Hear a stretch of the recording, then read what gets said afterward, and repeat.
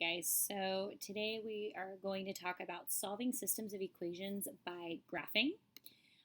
So again, just re-going over this, systems of equations is a set of two or more equations with the same variables graphed on the same coordinate plane. So now we're taking it, sorry guys, I'm using my computer, so this one's a little messy so I can do the graphs. So we're taking it one step further, and we are now going to kind of start to solve our systems of equations instead of just setting them up. So I just want to go over something really quick. A couple days ago, back when we were in our last unit, we gave you guys either an equation or we gave you an inequality and gave you something like this and then said, is the following a solution to the problem? And you would have taken this and I would give you, okay, is 1, 4. Is 1, 4 a solution to this problem? And you would have plugged in the 1 for the x and the 4 for the y. And you would have solved, it either said yes or no, if you remember this. Now, what we're doing is we're going to take our systems of equations and we're going to figure out what one solution works in both of these equations. Meaning, if I took that one solution and plugged it in, it would work in both of my equations that I found. So what do these look like? So one solution is literally going to be two intersecting lines. So when we graph our systems, if I get one solution, it's because my graphs intersect. So this point right here, whatever that is on your graph, that's going to be one solution. So these are my intersecting lines.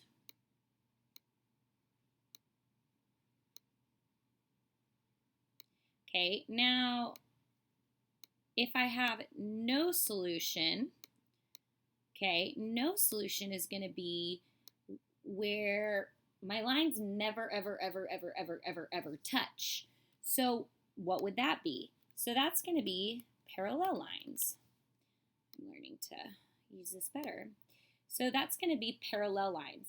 They're never going to have a solution because they're never, ever going to touch. So if your systems look like this, you see there's no point that they're crossing, okay? So they're never going to have any type of a solution. Okay, now my last type of a line is infinitely many solutions. So the only way that is an answer is if it is the same line. So both of these lines are literally right smack dab on top of each other, exact same line, because that's the only way you're going to have the exact same solutions.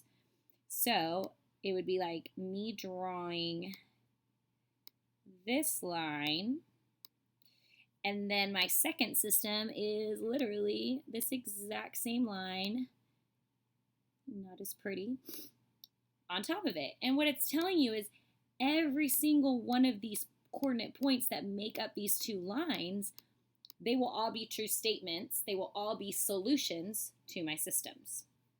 So let's go ahead and take a look at the first one. So if we notice right here, we have y equals negative x plus 8.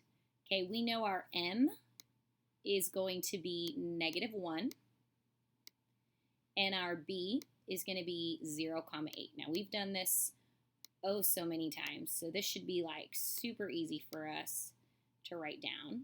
So I'm going to go ahead and graph this one. So I'm going to plot at 0, 8, right here where this blue is, and negative 1, if I put it over 1 to help me, I'm going to go down 1 because it's negative, and then to the right 1 because it's positive. So I'm going to put a dot at each one of these spots, down 1, over 1. Now I know some of you only like to do a couple points, but it's really important that we really get as many of our points in as we can because that's how we know where these lines intersect. And I'm doing my best to make these pretty straight lines, but they're not very good. So now I'm going to go ahead and use a different color. You don't have to. It's just something I like to do to make sure I separate my lines. So this slope we see is going to be 4. And my B is going to be 0, -7. Okay, so I'm going to go ahead and I'm going to graph this line now.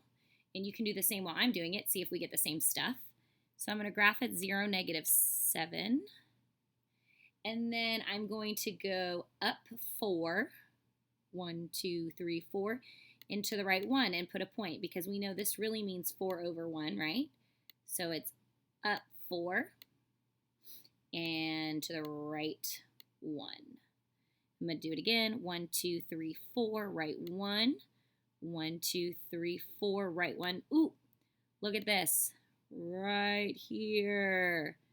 That's going to be their intersecting point. I'm going to keep continuing because I need to draw both my lines. 1, 2, 3, 4 over 1. So I'm going to draw my green line, connect all my dots, draw my arrows at the end because we know that's important.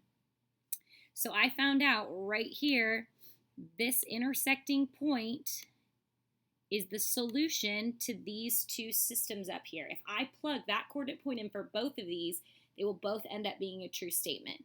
So if we look, that's going to be point 3, 5. So I'm going to come down here in solution, and my x is going to be 3, and my y is going to be 5. And that's it. That's all we have to do for these. Okay, so let's go ahead and look at number 2.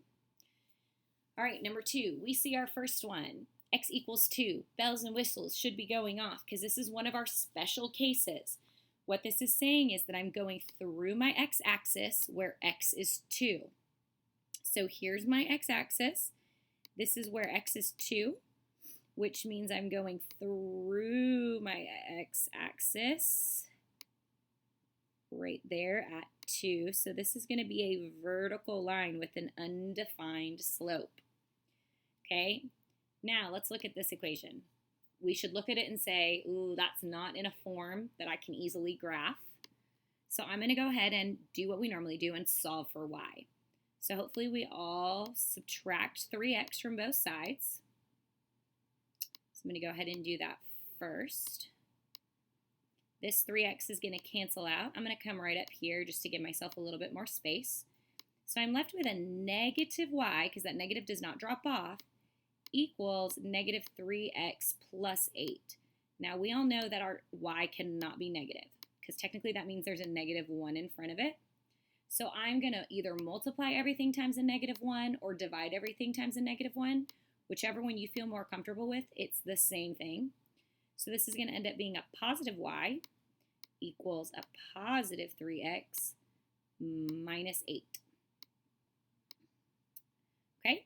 So once we do that, we see we have a slope, or an m, of 3, and a y-intercept of 0,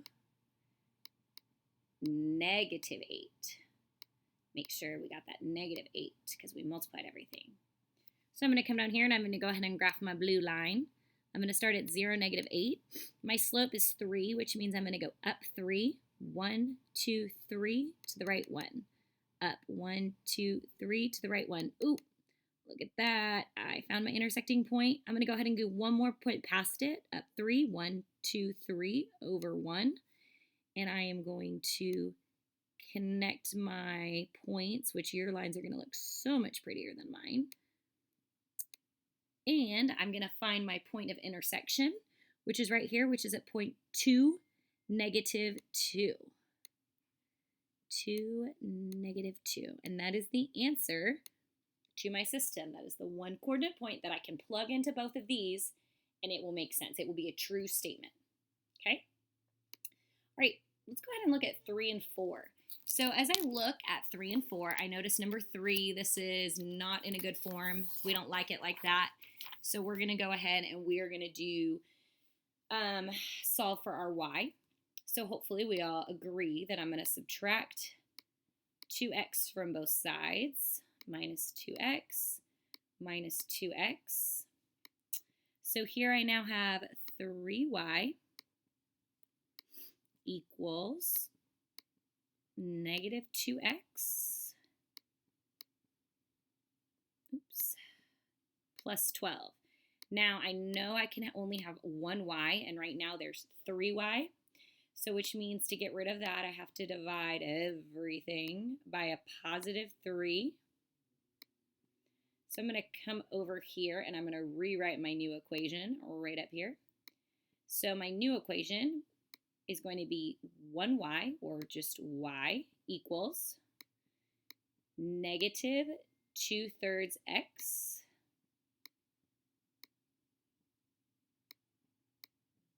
plus 4.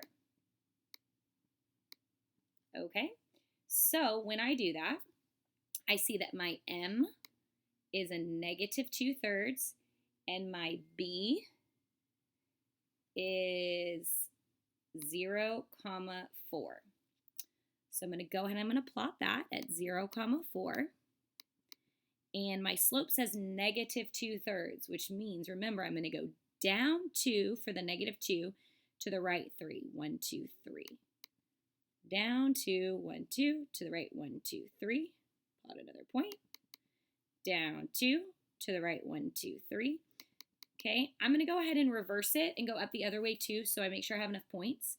Up 2 to the left, 1, 2, 3.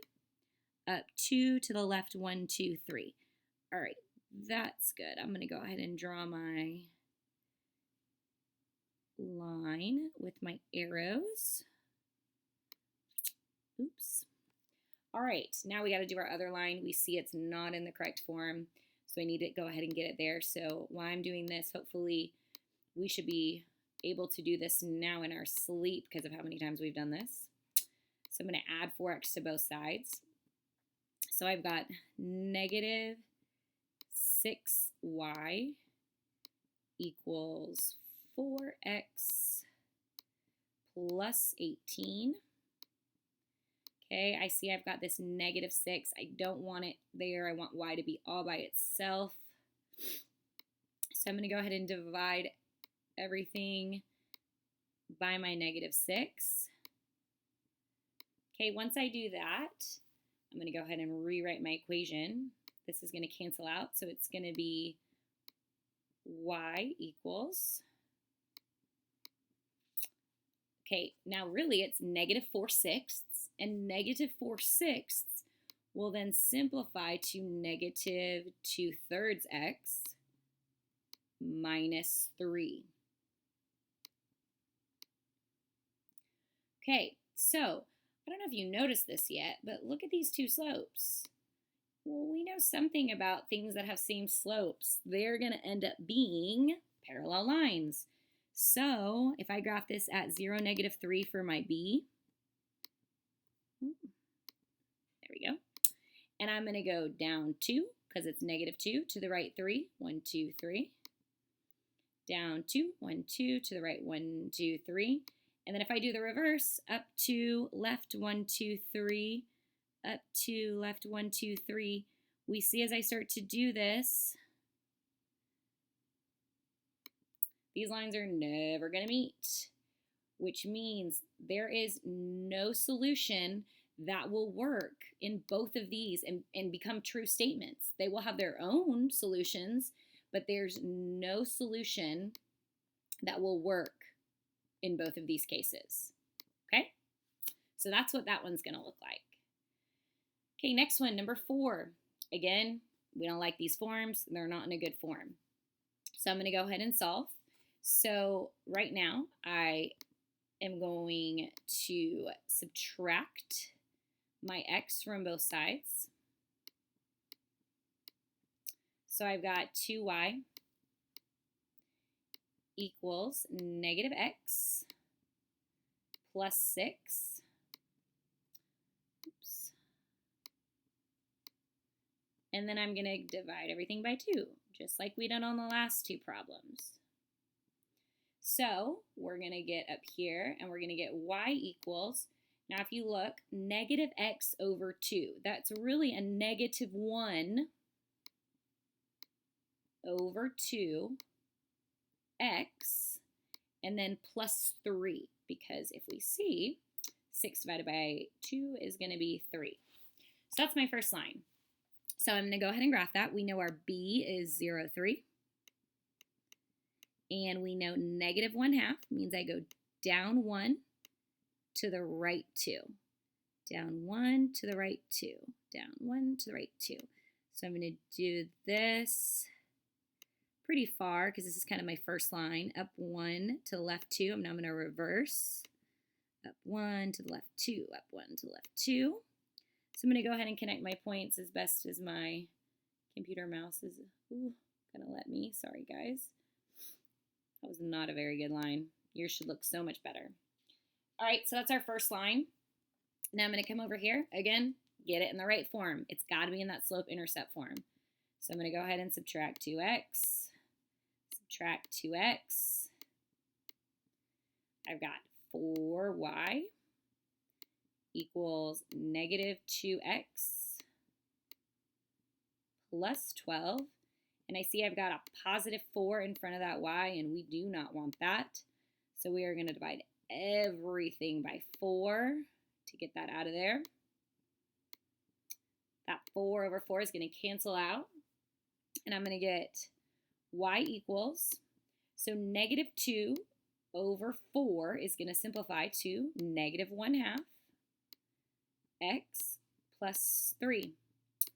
And what do we notice here? We have got the exact same line. So really, I don't expect you to regraph the same line over it, okay? Hopefully, when you start plotting it, you're going to realize it's the exact same line, which means my answer is always going to be IMS, which means infinitely many solutions. That means every single one of these points will work for both lines because they're the exact same line. That's the only thing that makes sense, okay? All right. We got 2 more. Number 5. This is a good practice one for you if you kind of want to pause it and then check because they're already both in the correct form. So I'm going to go ahead and start this one. We see that m is 2 and my b is 0, 6 because they're already in the form I need. So I'm going to start at 0, 6. 2 means I'm going to go up 2 and over 1. Up 2 over 1. And then I'm going to go ahead and reverse because, again, we need it to go pretty far because this is our first line and we don't know where that intersecting point is. So that's very important. Could be all the way down here for all we know.